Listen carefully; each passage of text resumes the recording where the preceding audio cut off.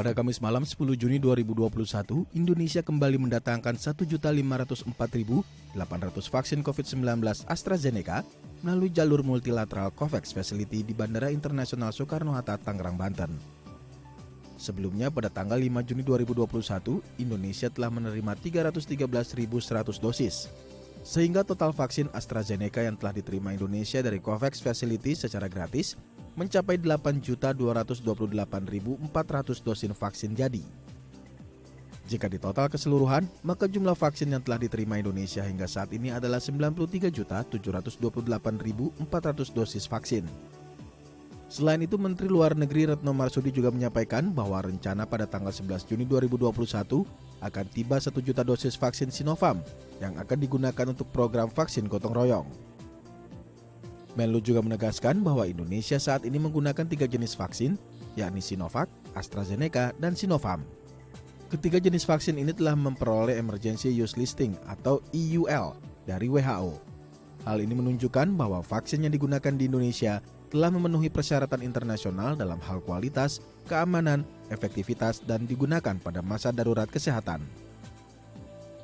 Per hari ini, WHO telah memberikan EUL kepada 6 jenis vaksin, yaitu Pfizer, Johnson & Johnson, Moderna, AstraZeneca, Sinopharm, dan Sinovac.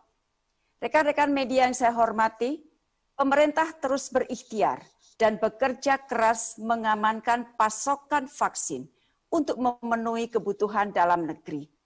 Ikhtiar ini bukan hal yang mudah untuk dilakukan di masa pandemi, di mana pasokan vaksin masih sangat terbatas, sementara kebutuhan dunia akan vaksin sedemikian besarnya.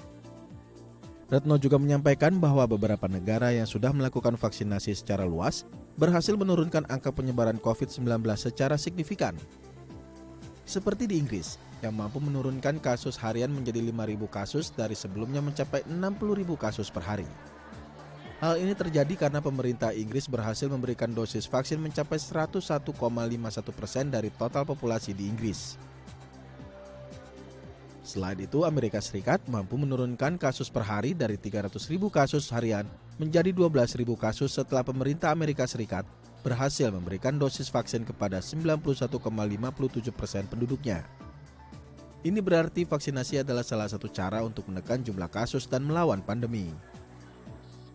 Sebelum mencapai angka prosentase vaksinasi yang besar, upaya untuk menekan laju penyebaran virus masih harus dibarengi dengan pelaksanaan protokol kesehatan secara ketat. Menlu juga mengakui bahwa saat ini kesenjangan dalam hal pendistribusian vaksin COVID-19 di dunia masih sangat besar. Dari total vaksin yang ada, 75%-nya tersebar hanya di 10 negara maju dan hanya 0,4% vaksin yang didistribusikan ke negara-negara dengan penghasilan rendah. Untuk mengurangi tingkat kesenjangan, COVAX Facility telah mendorong mekanisme dose sharing atau berbagi vaksin. Beberapa negara seperti Amerika Serikat, Jepang, Denmark, Belgia, dan Spanyol akan menyalurkan vaksin lebih yang mereka miliki melalui COVAX Facility untuk dibagikan kepada negara lain yang membutuhkan. Tim Liputan, DAI TV.